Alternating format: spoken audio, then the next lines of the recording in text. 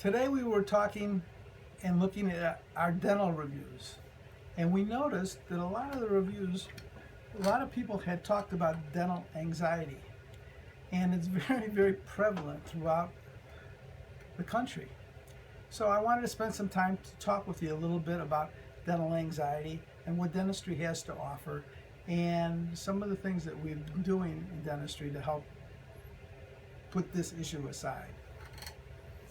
Dentistry is a very, very emotional profession, and it really makes a lot of sense, because if you stop and think about it and you see when you go to the dentist what happens.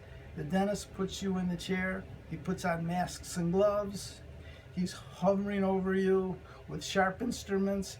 You look like you're either going to be robbed because I'm a robber with the masks on, or I'm going to hurt you. And people are it's a very emotional situation. You're put flat on your back, you're very vulnerable, you can't talk, and you're worried about being hurt, you're worried about how long this is going to take, and you're worried about how expensive it's going to be. So there's quite a lot of emotional involvement in undergoing dental treatment. So dentistry has dealt with a lot of these issues, and I wanted to bring them up and discuss some of the things that we do.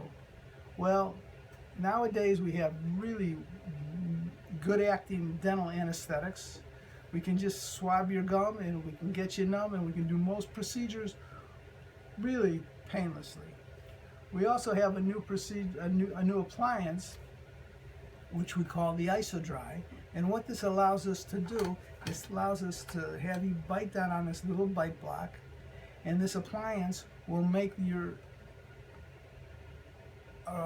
experience over much quicker, because we can control the field much better, and it adds a lot to your comfort, and it makes it go easier and faster and quicker and better.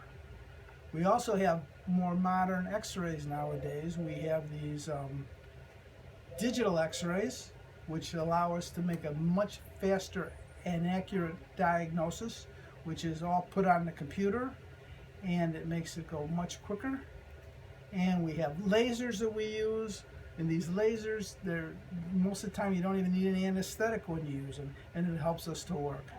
So dentistry nowadays is tremendous improvements from where it was 25 years ago.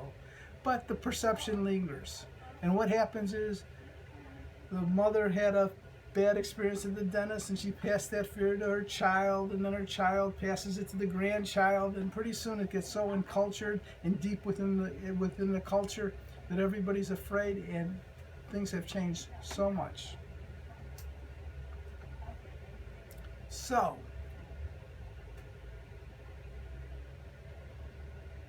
people should be really more afraid of not going to the dentist, because a lot of things that we can find early on that we can pick up in dentistry, that if they're found early, they can be reversed.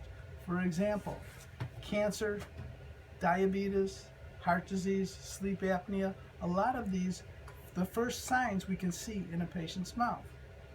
And if we can catch any of these things early on, it can really help as far as to alleviate problems down the road.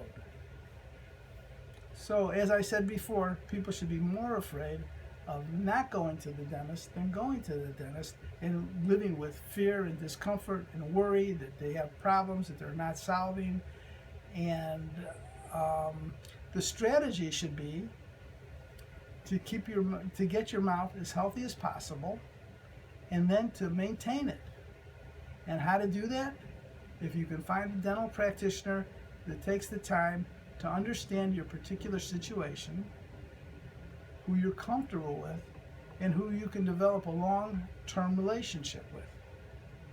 And together, you and the dentist can design a plan which will help you to get to that place. I hope that this video has given you a little insight into what dentistry can offer, and that dental anxiety should be alleviated from your life, and that you should find a dentist and not have fear of going to the dentist. Thank you.